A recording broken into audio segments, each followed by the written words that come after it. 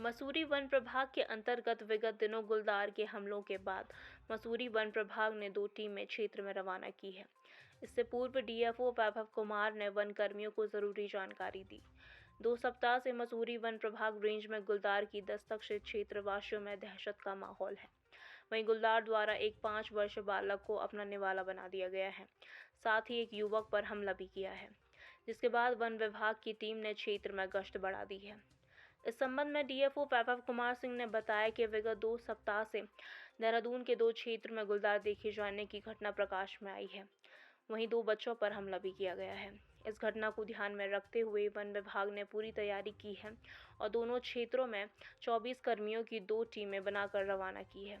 साथ ही उन्होंने कहा कि यह बड़ा दुर्भाग्यपूर्ण है कि लोग इस घटना को फर्जी पुरानी वीडियो दिखाकर लोगों में भय फैलाने का प्रयास कर रहे हैं।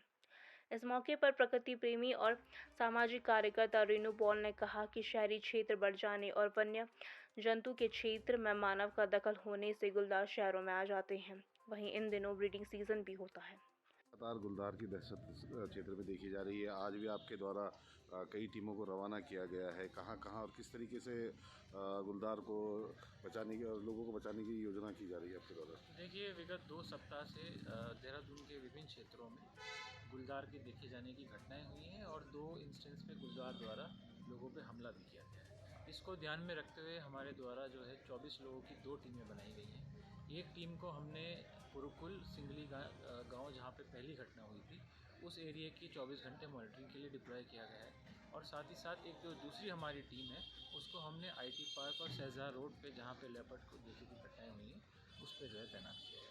सर, कई जगह अफवाहें भी फैलाई जा रही है। सोशल मीडिया पे भी कई बारी दिखाया गया है, लेपर्ड को दिखाया गया है।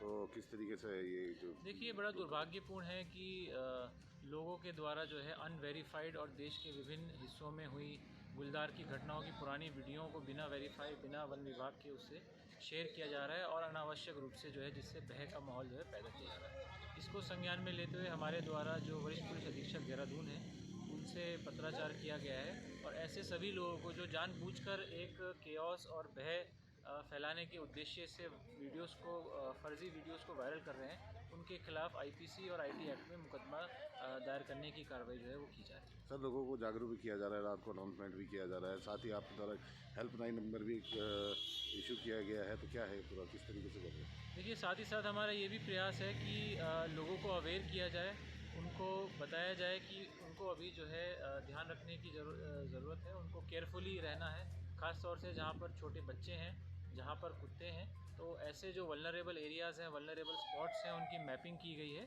और उन लोगों को निरंतर हमारे स्टाफ के संपर्क में है और विगत 20 दिन से लगभग जितनी हैं यहाँ के स्कूल्स हैं, रेजिडेंट वेलफेयर एसोसिएशंस हैं, ग्राम प्रधान हैं, इनके व्हाट्सएप ग्रुप्स हैं, सभी के माध्यम से हम लोग उनके बराबर टच में हैं और लोगों को अवेयर कर रहे हैं कि इसमें इतना डरने की ज़रूरत नहीं है, but at the same time क्योंकि लेपर्ड का मूवमेंट बना हुआ है तो उनको जो है ध्यान से जो है और अपनी सेफ्टी को ध्यान में रखते हुए कुछ कार्रवाई करनी चाहिए। सर, आप खुद मोर्चे पे डटे हुए हैं, आपने खुद मोर्चा संभाला हुआ है।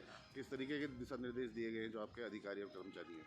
देखिए, हमारी जो मसूरी वन प्रभाग की पूरी टीम है वो 24 घंटे इस ऑपरेशन में लगी हुई है और हमने दूसरी रेंजों का स्टाफ भी यहाँ पे डिप्लॉय किया गया है। एक मास्टर कंट्रोल रूम हमारा जो है 24 घंटे एक्टिव है और सभी लोग जो है लगे हुए हैं। लोगों को यही संदेश है कि हमें जो हमारा रिस्पांस टाइम है, यदि कहीं से भी हमारे पास लेपर्ड मूवमेंट की सूचना आती है तो तत्काल टीम वहाँ पर पहुँच के उसको अटेंड करे, सूचना को वेरीफाई करे और यदि कहीं से पुख्ता प्रमाण मिलते हैं लेपर्ड के प्रेजेंस के तो उसके लिए हमारे पास veterinary officers, camera traps, tranquillising equipments की टीम भी रेडी है।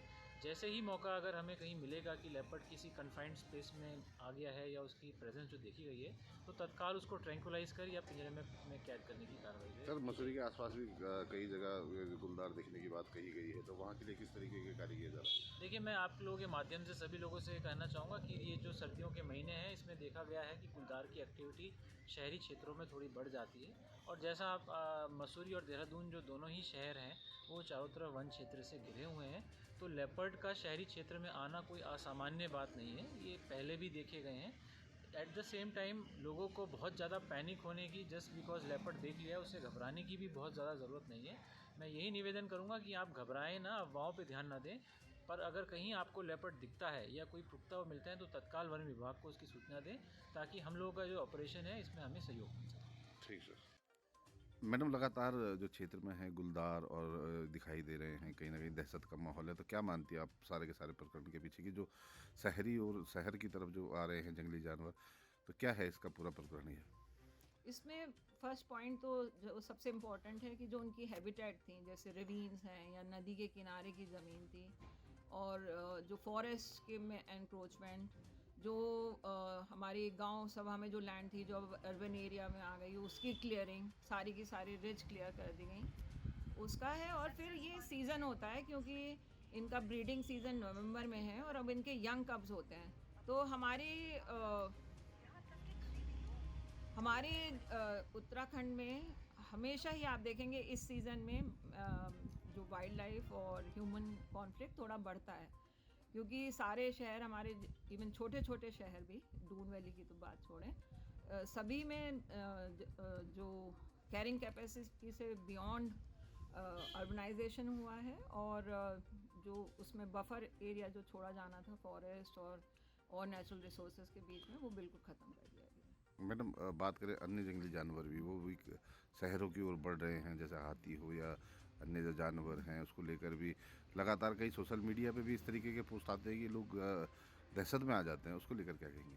कि दहशत भी उतना नहीं है, क्योंकि देखिए अगर आप किसी फॉरेस्ट के पास में रह रहे हैं या रवीन के पास में, तो उसमें ये तो वेल नोन फैक्ट है कि फॉरेस्ट आर हैबिटेट एरिया जो भी वाइल्ड लाइफ है। और हाँ, आपका कहना ठीक है कि इसमें सिर्फ हम लेपर्ड्स और एलिफेंट जो बड़े जानवर हैं उन पे ध्यान देते हैं, बट और भी जानवर जो हैं और हमारी और बायोडाइवर्सिटी है वो भी काफ़ी कम हो रही है, जो फॉरेस्ट क्लियरेंस और जो बढ़ती हुई शहर की आबादी है, जो कि जंगल और नेचुरल रिसोर्सेज की तरफ जा रही है। मैडम, जैसे रिजर्व फॉरेस्ट है और इस जगह लगातार काम हो रहा है, अतिक्रमण हो रहा है, पहाड़ खोदे जा रहे हैं, मानती हैं आपकी कहीं ना कहीं ये भी एक कारण है इसको लेकर?